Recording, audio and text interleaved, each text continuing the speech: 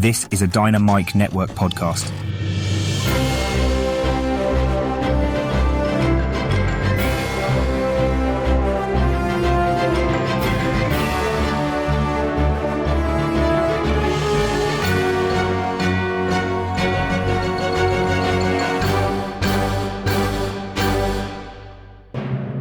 Hi, and welcome to the Dynamic Duel podcast, a weekly show where we review superhero films and debate the superiority between Marvel and DC by comparing their characters in stat-based battle simulations.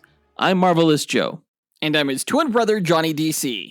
And in this episode, we are going to find out who'd win in a fight between the two Native American characters of Black Condor and Warpath. Warpath being a member of the X-Men, actually X-Force, and this is kind of a tie-in to our previous episode, which was a review of X-Men 97.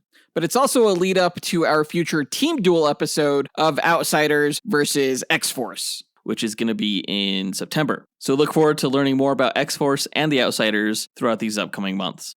Before we input the character stats and run simulations to find out which character would win in a fight, we're going to break down the latest comic book movie news to come out this past week, of which there was just one news item. We learned about who the writers are going to be for the upcoming Lanterns DCU television series. As always, we list our segment times in our episode description, so feel free to check out the show notes if you want to skip ahead to a particular topic. Our artificially intelligent duel simulator, AJ9K, has a quick message for our listeners, so listen up.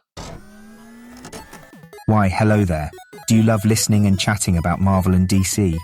Then become a part of the Dynamic Duel community on Patreon, where you can choose from 3 tiers. The Dynamic 2.0 tier lets you listen to this podcast without ads and gives you access to its Discord chat group, where you can chat with Johnny DC and Marvelous Joe. The Fantastic 4 tier gives you that and more, with 2 bonus episodes each month, including bloopers and top 10 shows where Johnny and Joe count down your favourite Marvel and DC subjects. The X-Force tier makes you an executive producer of Dynamic Duel, where every month you help the host choose what to review and who to fight against each other. And finally, the Dynamite Podcast Network tier allows aspiring podcasters to create their own battle-focused show using this Monte Carlo simulator. Johnny and Joe will help you develop your show, provide graphic support and consultation, and get you simulation results to announce on your show. Pitch the twins your show via email at dynamicduelpodcast@gmail.com or by reaching out to them on social media. Check it out at patreon.com/dynamicduel. Pip pip cheerio. Thanks, AJ9K, and thanks to everyone who supports the podcast. Be sure to tune into the shows in the Dynamite Podcast Network this week, guys, including Max Destruction, which pits your favorite action heroes from film and television against each other. Hosts Ken and Scotty are returning this week for the show's 3rd season premiere, this time pitting Starro the Conqueror from the Suicide Squad against Legendary's King Kong. On the Senjo World podcast, host Zachary Hepburn speculates on fights between fan-favorite anime and manga characters. This Thursday, for the show's season finale, we'll learn who will win between Rimuro Tempest from That Time I Got Reincarnated as a Slime versus Yeaton Duji, aka Rao, from Remonster. And on the Console Combat podcast, hosts John and Dean find out who would win in fights between popular video game characters. In yesterday's episode, they reviewed the 2007 film Hitman. Visit dynamicpodcasts.com or click the link in our show notes to listen to all of the shows in the Dynamite Podcast Network. But with that out of the way, quick to the No Prize! A No Prize is an award Marvel used to give out to fans. Our version, the Dynamic Duel No Prize, is a digital award we post on Instagram for the person that we feel gave the best answer to our question of the week. Last week's question was, who's your favorite robot superhero or villain from Marvel or DC and why? And this is coming off of the news that the upcoming Vision series from Marvel Television will be coming out in 2026. We got 4 answers, so let's break down this week's honorable mentions before revealing the No Prize winner. Our first honorable mention goes to Abner O'Terry, who said, "Hey guys, what's up? It's Abner O'Terry, and my answer is obviously Robot from the Doom Patrol because he's awesome. You can't get better than a punk-rocking robot. He's the best." What the fuck? It's Robot Man, but I agree, he's awesome. He's probably my favorite personal robot character as well. I still remember when I was first becoming a DC fan, I had gotten my first cell phone and I set Robot Man as my wallpaper because I just liked the idea of carrying Robot Man around. Is he a punk rock robot or is he more, heavy metal? Heavy metal for sure. Great answer, Abner. Our next honorable mention goes to Miggy Matanguihan, who said, Hey, what's up, guys? This is Miggy, and my favorite robot superhero. Does he count as a super? Maybe it's more of a sidekick. I guess that counts. Is Skeets, Booster Gold's like robotic sidekick from the 25th century. He's just like very sarcastic and a lot smarter than Booster Gold, so it's just a funny like relationship between the two of them. Yeah, excited to see him in the live action show. Wonder who they'll get to voice him. To the sweat drips down my balls. All these bitches crawl. Ah, ski, motherfucker. Ah, ski, ski. How dare you disrespect Skeet's name? Miggy's right. He's a pretty cool robot. He's a great foil and companion to Booster Gold because I think of how they play up on the fact that he knows more than Booster Gold, who's often depicted as, kind of dumb. Miggy was wondering who will voice Skeets in the upcoming Booster Gold television series. What do you think? Honestly, I think you could get away with doing a voice actor. I don't think you need a celebrity voice. And in that regard, I don't think you could do better than Billy West, who did the voice of Skeets the Robot for the Justice League Unlimited animated show. Yeah, Billy West is fantastic. He does the voice of Fry in Futurama and literally dozens of other voices. There's no time. Yeah, he's the red M&M. Yeah, there you go. Maybe one day we'll get around to doing a duel with Skeets. Who knows? Skeet. Let's go to move on to the next answer given by Christopher Minotti, who said, Hi guys, Christopher Minotti. As a DC fan, I have to say Red Tornado. I really like this character. He's not your typical kind of robot that shoots lasers and hacks into stuff. His power is literally generating tornadoes. I think that's pretty cool. I also think his character is really interesting. I especially liked in the Young Justice show when you find out that he built another body for himself so that he could experience humanity. Really cool. Yeah, Red Tornado, I would say, is probably one of the most powerful androids out there.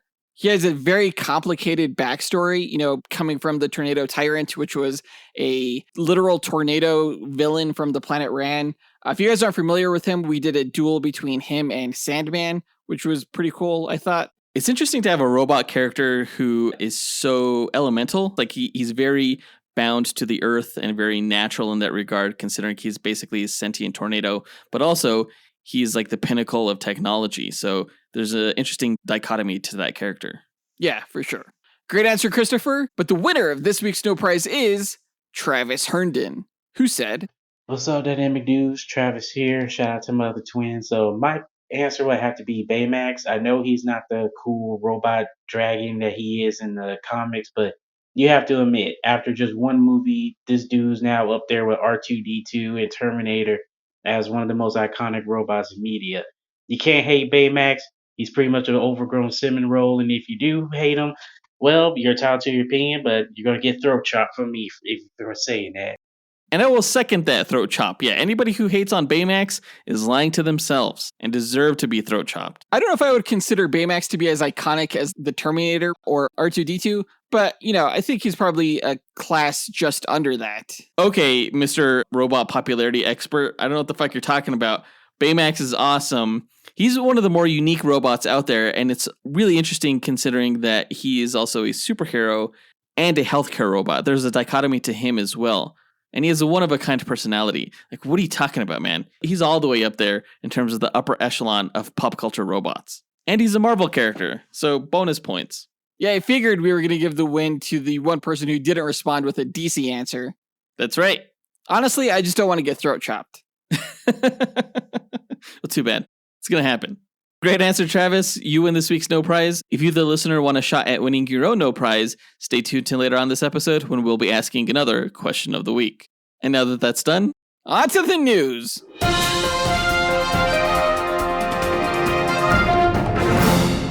Okay, so last week, DC Studios CEO James Gunn confirmed on Instagram that the Lantern's showrunners would be Damon Lindelof from Watchmen and Lost fame, and Chris Mundy, the showrunner of Ozark and former writer for shows like Criminal Minds, Cold Case, Bloodline, and True Detective, which it's funny that the show has always been pitched as True Detective in Space, and they actually got a writer from True Detective to work on the show. I've never seen Ozark, but I hear that it's really good. I have seen Watchmen by Damon Lindelof, and that's essentially, in my opinion, the greatest television series for Marvel or DC that has ever been made. The thing won so many Emmys, it won a freaking Peabody. It doesn't get better than this writing duo. I'm not going to lie, I'm kind of insane with jealous rage right now at these like god tier showrunners for this show. It's going to be incredible. I think Damon Lindelof did a fantastic job with the Watchmen series. The way that he brought that story into the modern era in a sequel series was exceptionally done. And I think with these guys working on the show, DC fans really have nothing to worry about.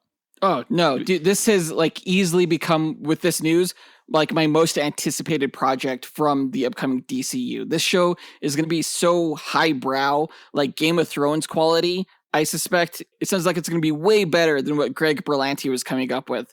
Don't get me wrong, shows like Arrow and The Flash were good, but they're no The Leftovers. They're no Watchmen. They're no Ozark, from what I've heard.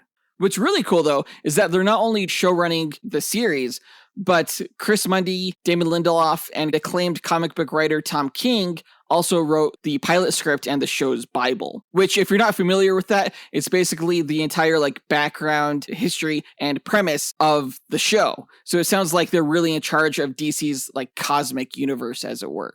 And that's amazing. Sounds like Green Lantern is finally going to get his due. Not on the big screen, I guess, but, you know, at least on a screen that's non-animated. Well, the cool thing is that it's going to tie into the movies that we will see on the big screen. It'll take place in the same universe.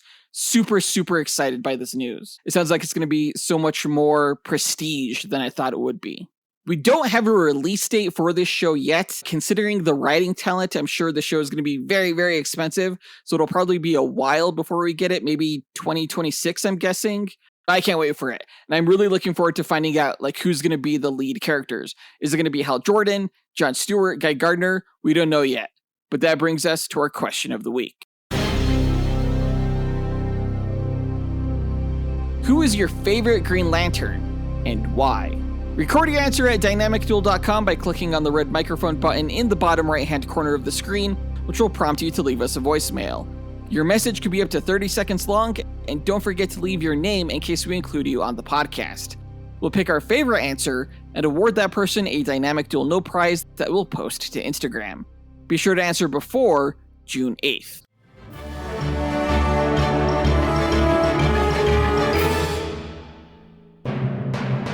But I think that does it for all the news for this episode, so let's go ahead and get into our main event, where we find out who would win in a fight between Black Condor and Warpath.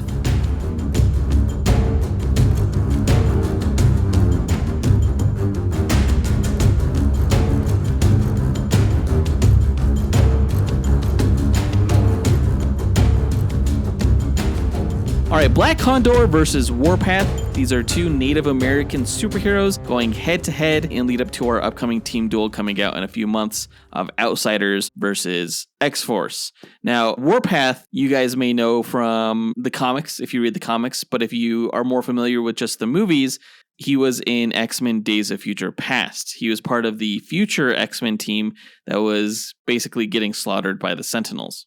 Yeah, and we've never seen Black Condor in live action, though he was in some animated films, direct-to-video film about the Ray, a DC character, and of course he'll be featured in the upcoming Crisis on Infinite Earths Part 3 film. Only one version of the character has been Native American though, right?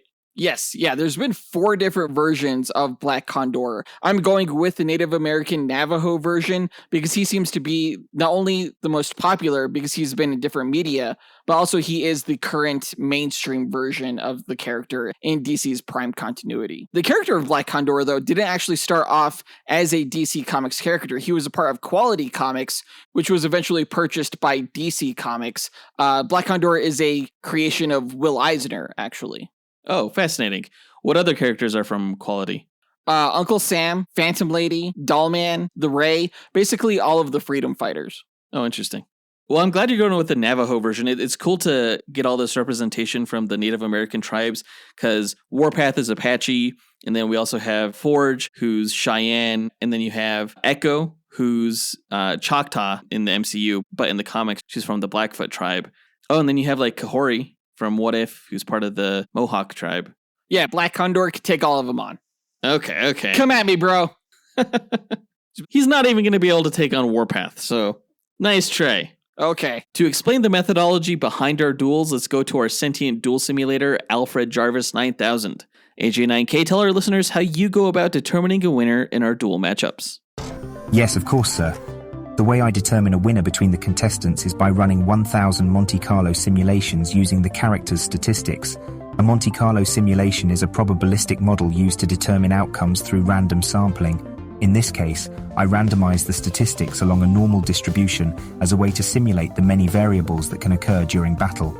The stat parameters are based on the official Marvel power grid from which the DC character's statistics are extrapolated. Additional stat categories are included such as range, damage potential, versatility and perception in order to create a more detailed and accurate simulation. The results of the 1,000 simulations provide a percentage of wins for each character. The contestant with the higher percentage is declared the victor as they have a higher probability to win any given battle. In an equitable pairing, neither character should win 100% of the matches. The comic book stories have shown that there's even a way for Batman to defeat Superman, so the confidence rate of my method falls in line with the precedents that have been established in the source material. My mathematical simulations are without subjectivity or bias. Feats are not the sole consideration, nor are fan votes tabulated for determination of the winner. Thanks, AJ9K. Before we run the simulations, though, we like to break down each character's histories and abilities before improvising a scenario on how we imagine one of the 1,000 simulations would play out beat for beat. And it's my turn to go first with the Marvel character's backstory, so let me tell you guys all about the X-Man Warpath. James Proudstar was born to Neil and Maria Proudstar on the Apache Native American Reservation in Camp Verde, Arizona. James idolized his older brother John Proudstar, who was a skilled athlete and decorated United States Marine. Upon John's return from military duty back to the reservation, James witnessed his brother's mutant ability manifest for the first time when he saved the life of a little girl by wrestling a charging bison to the ground. John was soon discovered by Professor X using Cerebro and was recruited into the latest iteration of the X-Men team, taking on the codename Thunderbird. Alongside new recruits such as Storm, Wolverine, Nightcrawler, Colossus, Sunfire, and Banshee, John helped rescue the original X-Men members from the sentient island nation of Krakoa. You can learn more about the X-Men in our Titans vs. X-Men team duel, and more about Krakoa in its duel against Danny the Street. In John's next X-Men mission, he prevented the evil Count Nefaria from escaping in a small aircraft by jumping onto it and smashing it midair until it exploded. It was an act that bravely, but unfortunately, sacrificed his life for the team. James was devastated upon learning of his older brother John's death and blamed the X-Men. Although John was to be buried with military honors, James stole his brother's body and gave him a traditional Apache warrior funeral, in that moment swearing vengeance on Professor X and manifesting his own mutant abilities, the very same as his brother's. James was approached by and joined the Hellions, which was a rival mutant team to the X-Men led by the Hellfire Club's White Queen, Emma Frost, whom you can learn more about in her duel against Poison Ivy. James took on the codename Thunderbird to honor his brother's memory and went on to fight the X-Men out of vengeance, but learned in the course of their battle that Professor X was not responsible for John's death and that John died as a true hero and warrior. James declined an invitation to join the New Mutants and returned to the reservation with his vendetta abandoned. Many years later, while on a trip to New York, James was approached by the mutant Cable, who wanted to recruit him onto his Strike Force team called X-Force. Though James initially declined, he returned home to the reservation to find everyone slaughtered, and joined the X-Force under the new codename Warpath in an effort to discover who the killer was. During his tenure on the team, he developed his powers to increase his mutant-enhanced strength and senses, and began a relationship with fellow X-Force member Siren, the daughter of Banshee. Eventually, James learned who murdered his people at the reservation. It was Cable's clone from the future named Strife, who at the time was dead. James was soon killed and journeyed into Hell itself to seek revenge against Strife, fighting him alongside the X-Force who were brought into the realm by Valkyrie to save James' soul. In the end, X-Force won, returning James back to life. You can learn more about Cable in his duel against Booster Gold. Soon after, James and the rest of the X-Force found themselves caught in a vibranium bomb explosion that seemingly killed the group. In reality, they survived the attack and clandestinely prevented an alien invasion. During that time, James' powers began to fluctuate, temporarily giving him the power to fly, and also removing his ability to speak at one point. However, eventually, his powers returned to normal. After the Scarlet Witch was driven mad and used her reality warping powers to remove the abilities of mutants around the world, James was fortunate enough to retain his abilities and joined a new iteration of X-Force, where he was gifted vibranium knives by Storm and Black Panther. The new team was tasked with completing missions deemed too secret or extreme for the main X-Men to handle. One of X-Force missions was to defeat a horde of resurrected mutants turned evil by the Black Queen, Selene, one of the revived mutants being James' brother, John. James had to kill his brother in an act of mercy, and ended up killing Selene by stabbing her in the chest with her own dagger, freeing the souls of the resurrected mutants she was controlling. James then left X-Force to later join the X-Men on their new island base of Utopia off the coast of San Francisco. James was later captured by the secret government project called Weapon X for experimentation. However, he was rescued alongside other captives by a future version of Wolverine, and the group took on the name Weapon X, serving as a mutant rescue squad. While on the team, James developed a romantic relationship with the mutant Domino. However, he left when Old Man Logan stepped down from leadership and Sabretooth took over to turn the team into a mercenary squad.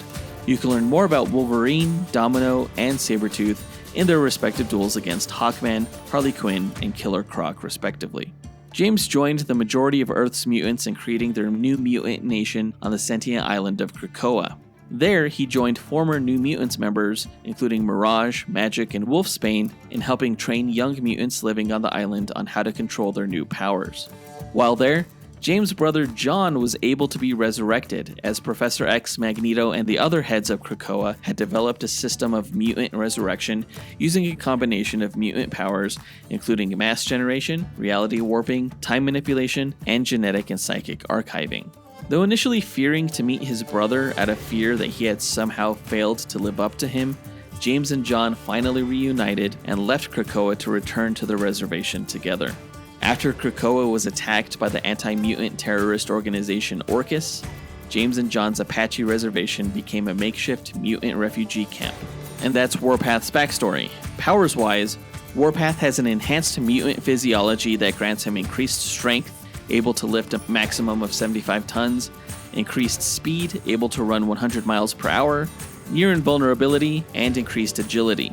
In the event he is injured, he has an increased healing speed. Warpath also has enhanced senses, including hearing, smelling, and seeing at great distances, and night vision. He also has some mystic senses, allowing him to perceive supernatural energies. Warpath is a highly skilled hand-to-hand fighter and wields 2 large daggers made out of vibranium. Finally, while he was able to fly for a period of time when his powers were temporarily in fluctuation, it seems as if he is sometimes still able to tap into that power. It's unclear, but it's an ability that's rarely used at best, so for the purposes of the speculation and the simulations, I'm gonna treat his flight power as more like a vast leaping ability, which seems more true to the spirit of the character. If he is a flyer, he's not a skilled or practiced one, and those are his powers. Yeah, I'm not gonna lie, that character is not as interesting as Black Condor. Like, what are you talking about? You don't like version- the brother aspect with Warpath and his brother Thunderbird? Not really. Well, you are just a horrible brother then. How about that? Sure, but I think you'll get what I'm talking about when I go over Black Condor's backstory, which actually begins in the Golden Age of comics. Now, when archaeologist Richard Gray and his wife were killed by bandits during an expedition in Mongolia, their orphaned son, Richard Gray Jr., was raised by an unusually intelligent race of condors, from whom the young Richard seemingly learned to fly, though it was later revealed that his powers derived from his metahuman abilities of telepathy and telekinesis. As Richard Seriously, grew into raised a young by condors, that's a better backstory? That's a freaking fantastic Golden Age origin. Does not get more Golden Age than that. Now, as Richard grew into a young man, a hermit named Father Pierre found and educated Richard, teaching him survival skills and worldly knowledge. After Father Pierre's death, Richard became the costumed adventurer Black Condor, designing a black outfit with glider wings to resemble the birds that had saved his life. After tracking down and killing the Mongolian bandits that murdered his parents, Richard traveled to America, where he assumed the identity of Senator Thomas Wright, his doppelganger, after Richard failed to stop a plot to assassinate the senator. After some time fighting crooked politicians, Richard joined the Freedom Fighters during World War II, led by the personified spirit of America known as Uncle Sam, which later became part of a larger team known as the All-Star Squadron, which fought the Nazis in Europe. The Freedom Fighters eventually ended up in an alternate universe known as Earth X, where the Axis powers successfully conquered the world. After 2.5 decades of fighting the Nazis, Richard and the Freedom Fighters were eventually able to end the war with help from the Justice Society and the Justice League of America, teams you can learn more about in their team duels against the Fantastic Four and Avengers, respectively. Though Richard traveled to the main DC universe, Earth 1, to continue his superhero career as the Black Condor, he eventually returned to Earth X to help rebuild the war-torn world that had become his home. A new Black Condor emerged years later, named Ryan Kendall. For over 200 years, the Kendall family and their associates, known as the Society of the Golden Wing, had pursued the dream of creating a flying man. Initially, their methods were harmless, but as their obsession grew, so did the macabre nature of their experiments. By the early 20th century, their attempts had become brutal and inhumane, and they continued to fail. By the 1960s, the society turned to mutation, irradiating the womb of Ryan's mother to ensure her child would be born with tailored genetic mutations. The child, Ryan, grew up isolated under the care of his grandfather, Crichton Kendall, the Golden Wing Society's leader. For 20 years, Ryan underwent various chemical, radioactive, and physical treatments. And on his 21st birthday, the final and most significant treatment left him in a coma instead of achieving the Society's desired outcome. Ryan was sent to a special care facility, an asylum for the Society's failed subjects, where for 2 years, while in a coma, he was fully aware of his surroundings and learned about the true twisted nature of the Society. Upon awakening, feeling betrayed and violated, Ryan fled and eventually settled in New Jersey's Pine Barrens, living as a hermit. There he befriended a park ranger named Ned David Smith, who was a Delaware Native American who helped Ryan adjust to life outside of isolation. Ned suggested the name Black Condor, reflecting Ryan's dark and predatory nature. Although reclusive and reluctant to embrace the role of a hero, Ryan, as the Black Condor, had an instinctive heroic nature, fighting alongside other superheroes such as Hawkman and eventually joining a new incarnation of the Freedom Fighters. Ryan was later killed by Sinestro alongside other Freedom Fighters when they were ambushed by the Secret Society of Supervillains.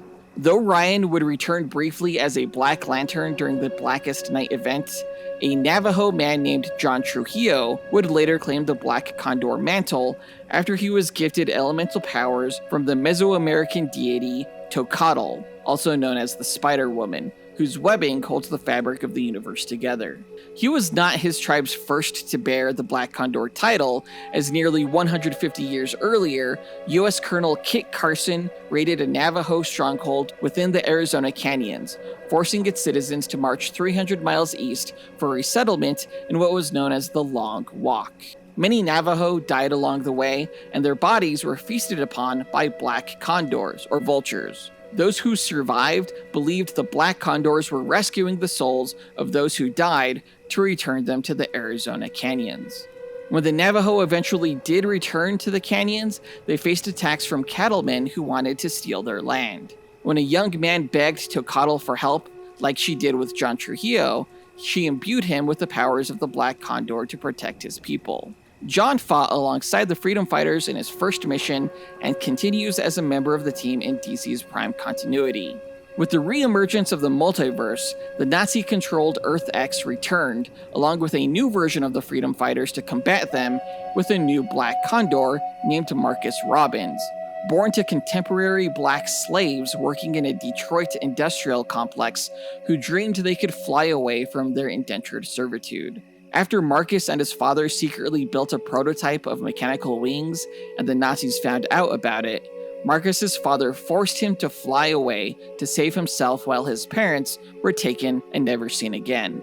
Marcus became a legend among the Detroit workers known as the Black Condor, and after joining the Freedom Fighters, Marcus returned to Detroit and led a revolt among the black community there against the Nazis. Now for this duel, I'll be going with the current Prime Universe version of Black Condor, John Trujillo, in part because the executive producers felt that version was the best one to compete against Warpath.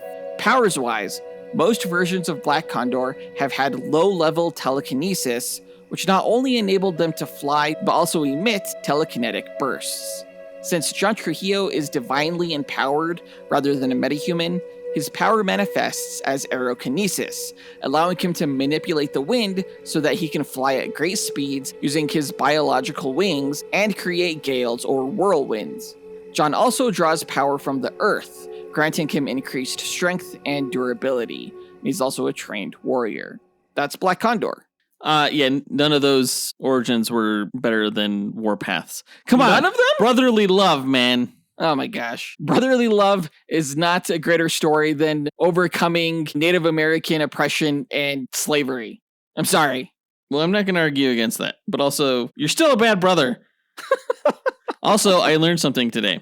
I guess a condor is a vulture. Yeah. I never knew that. I actually learned that today too. Total mind blow.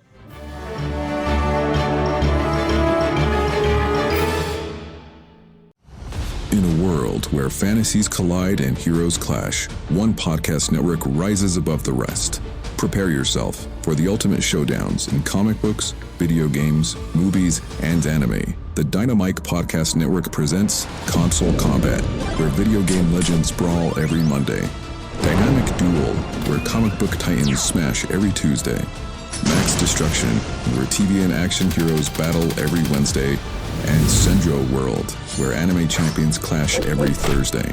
Join us as we speculate on the matches and, armed with the power of mathematical simulations, discover who will emerge victorious. Visit dynamicpodcast.com, where we settle the debate and settle the score. But now that we got their histories and abilities out of the way, let's speculate on how one of the 1,000 simulated matches will go. The winner is determined by simulations, not the speculation, but it's fun to imagine how this fight could play out. AJ9K, what are the rules of our speculation? Well, I should say there are no rules, other than the characters have no prior knowledge of the other going into the fight. All they are aware of starting out is that the other character is a threat that needs to be eliminated. For the speculation, the contestants will begin approximately 50 meters apart in a nondescript environment that will have no bearing on the match itself, as no environmental statistics are considered in my simulations. The contestants must earn victory on their own merit. All right, then let's get into it. Black Condor and Warpath meet on the battlefield. Who goes first? I'm going to say that Warpath goes first because he's better. He just has a better name, like Warpath. That's badass. And Black Condor, vultures, they just wait around, So Warpath's going first. They're symbols of death. Like you're walking around and you see a vulture, yeah, you're going to be freaked out. Warpath is going to show how freaked out he is by unsheathing his vibranium daggers from behind his back, and he's just going to charge at Black Condor like a bison, like 100 miles per hour, and he's going to jam both of his knives right into Black Condor's chest. Wait, you don't think Black Condor sees Warpath charging at him with those knives? Like, what is he, a joke to you? Obviously, Black Condor sees Warpath charging at him at 100 miles per hour. Like, it would only take Warpath literally a second to cover a 50-meter distance at that speed. 100 miles per hour, is that supposed to be fast? By the time Warpath gets to within, say, like 10 meters of Black Condor is just going to spread his wings and trap Warpath in this tornado that he generated. And that's going to launch him just spinning high into the air, at which point Black Condor, he's just going to fly up and plow right into Warpath at full speed with his fists. Is that even going to hurt Warpath? Like, how strong is Black Condor? Dude, Black Condor, not only can he, fly really fast to, increase the impact of this blow, but he's also strong enough to, crack force fields. Okay. I don't even know how to quantify that, but we'll say that Black Condor flies up, punches Warpath. Warpath gets rocked higher up into the air. But, Warpath's a badass. He doesn't care. He's going to recover from the punch, and he's going to like skydive back down toward Black Condor, straightening his body for like a high-speed dive. And he's just going to tackle Black Condor out of the air, slamming him right into the ground and jamming his daggers right into his kidneys. Actually, Black Condor, he's pretty maneuverable in the air, so I'm going to say he just, shifts out of the way a little bit from Warpath's dive, and Warpath's just going to fall to his death. Oh, shit. No. Warpath's going to land on the ground in the superhero landing pose. Like one fist on the ground while kneeling like a badass. And he's immediately going to stand up and chucks one of his knives like a bullet right at Black Condor, ripping through one of his wings and forcing him to like spiral down and crash into the ground. Damn. Okay, that was a good move. He wouldn't crash because he could just generate a gust of wind beneath him before he hits the ground. So that's what he's going to do here. And now that Black Condor is on the ground, he's going to summon up a wind that's going to lift debris generated from Warpath's superhero landing. And he's going to use those stones to just pummel Warpath like hailstones. That would not hurt Warpath at all, in the slightest. He just smacks those pebbles away like they're annoying flies or something like that.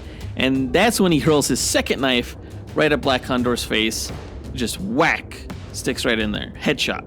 Okay, except that the knife is blown with a wind gust down right into the ground at Black Condor's feet, allowing him to pick up the knife. And that's when Black Condor is going to use the wind like a vacuum on Warpath and just suck him in towards him and stick him with his own knife. I guess that a vibranium knife would be able to pierce Warpath. Yeah, but they're up close and personal now. And Warpath is going to grab Black Condor's wrists and force him to pull the knife out of him, say his shoulder or whatever. And that's when Warpath's healing factor is going to kick in. It's just going to seal that wound right up, good as new. I totally forgot that he has a healing factor. As Warpath is holding onto Black Condor's wrists, he's going to headbutt him right in the face, which is going to cause Black Condor to stumble back a step, and he's going to drop the knife. And that is when Warpath follows up with a flying drop kick straight to Black Condor's jaw, laying the fool out cold, because there's no way he's durable enough to take a hit like that. Dude, Black Condor is as durable and strong as the ground he stands on, so yeah, he could take it. And while Warpath's on the ground, before he could get up from his drop kick, Black Condor is just going to pin him down onto the ground with this mighty wind that's also going to pull the air out from Warpath's lungs. That's going to suffocate him and end this fight. So, match over. No, Warpath could just hold his breath. He just holds his breath for a minute. He's fine. And he's going to summon the strength to reach out and grab his knife that Black Condor dropped. And, since all this wind is pushing him down, Warpath is going to punch the ground really hard, creating this small tremor that causes Black Condor to lose his bearings long enough for Warpath to at least get to his knees, from where he just uppercut slashes Black Condor up the middle, slicing him right in two. That's how you match over. Lose his bearings. Black Condor is really graceful, like a bird. But I guess we'll leave it there. Either Black Condor suffocates Warpath by pulling the air from his lungs, or Warpath slices Black Condor scrot to throat with one of his knives. And then he scalps him, because that's what the Apache did. I think they did that, yeah. Wow. But we'll find out which of these scenarios happens by inputting the character stats and then running 1,000 simulations and coming back with a winner. AG9K, hit it. Inputting data, running calculations, processing results, simulations complete. All right, I liked this matchup. This was an idea by the executive producers. I believe Devin Davis submitted this idea for a duel match, and it was not one that I had in consideration. I was thinking other strong guys to go up against Warpath, since he's essentially X-Force's, or one of X-Force's resident muscle men. But really, I didn't know anything about Black Condor. I didn't know how strong Black Condor was. All I knew was that he had wings that could allow him to fly. Honestly, I didn't know much about Black Condor either. He's a pretty obscure character. But, he gets his name dropped every once in a while. I definitely like this John Trujillo version more than the others, I would say. And I've been looking forward to getting him into a duel at some point. I did like this matchup.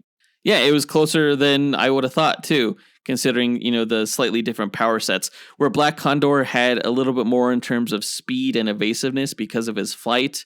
Warpath was a little bit higher in terms of durability and strength. They kind of evened each other out in a lot of areas. Warpath also had higher perception due to his enhanced senses, but Black Condor had higher marks on range because he could create gusts of wind that cover entire city blocks. Yeah, neither character were very versatile, and they also matched up pretty evenly when it came to things like fighting skill and damage level. With all that in consideration, who do you think's taking the win on this one, Jonathan? It's got to be Black Condor. I mean, he has almost everything going for him that Warpath does in terms of strength and durability, but he has the added bonus of being able to fly and control the wind. I put up the Instagram poll very, very late, like right before we began recording this episode. Usually I do it a day before. Right now, the poll is sitting at 50-50 in terms of who people think will win. So that doesn't help. No, I'm actually surprised that Black Condor has that many votes, though, considering I feel like Warpath is the more popular character. Is he, though? I feel like most people know who Thunderbird is, if they know him at all, because he's fairly obscure as well. When you say Warpath, I'm like, who? Thunderbird's brother. Well, like there was a version of Thunderbird in the Gifted series as well, which was a spinoff from the X-Men on Fox.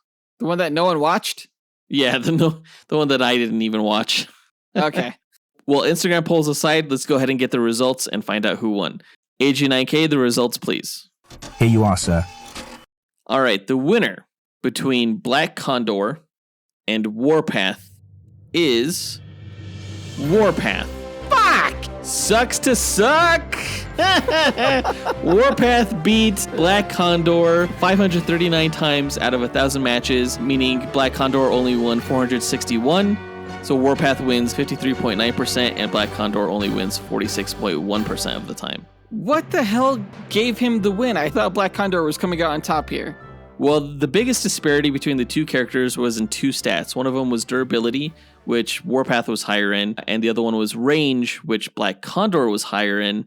But then Warpath eked out a small victory when it came to perception and strength. Stupid enhanced senses. I feel like Black Condor should have enhanced senses. Like, it makes sense for the character to have that. He just hasn't had enough appearances in the comics for them to establish that. Dumb. Yeah. Well, the comics have established that between Warpath's enhanced reflexes and senses, it makes him an absolute marksman with his throwing knives. And, considering how fast he can throw, I just don't think that Black Condor would stand a chance. Warpath is just too strong and too much of a badass and too cool and too powerful and too awesome and too just good in general. Holy shit, why don't you marry him already? Nah, I'm good. You say Warpath is cool, but I just remember him getting his ass beat in Days of Future Past. Yeah, by those future Sentinels. Like a lame ass. Black Condor would not have gone down that quick. Yeah, he probably would have flown away or something. Like a coward. Bitch, you don't know his life. I mean, except for the fact that you literally just told me his life, so there you go. Dang it. But that does it for this duel, guys. Let us know what you thought about the results by writing to us at dynamicduelpodcast@gmail.com or by visiting us on Instagram, which you can find a link to in our show notes, or by going to our website at dynamicduel.com. And on our site, you could also find a link to our Patreon page where you could join our Dynamic 2.0 tier and chat with us and fellow listeners, our Fantastic 4 tier, which gets you bonus content each month, our X-Force tier that makes you an executive producer of this podcast, or our highest tier that lets you join our Dynamike Podcast Network. Please don't forget to rate the show on Apple Podcasts, Spotify, Podchaser, or on our website. Our next episode is going to go back to the nostalgic era of the mid-90s superhero cartoons. We recently just got done reviewing X-Men 97, which brought us back to the old X-Men the Animated Series. Now we're going to journey back on the DC side of things with a review of Batman Mask of the Phantasm. Yeah, it's a great movie. I never had the opportunity to see it in theaters, but I'm glad we're finally getting around to reviewing it. It's a classic. But that does it for this episode. We want to give a big thanks to our executive producers Ken Johnson, John Starosky, Zachary Hepburn, Dustyn Balcom, Miggy Matanguihan, Brandon Estergard, Nathaniel Wagner, Levi Yeaton, Austin Wesolowski, AJ Dunkerley, Scott Camacho, Gil Camacho, Adam Speas, Andrew Schunk, Dean Maleski, and Devin Davis for helping make this podcast possible. And we'll talk to you guys next week. Up, and away. True Believers. These were two brave fighters,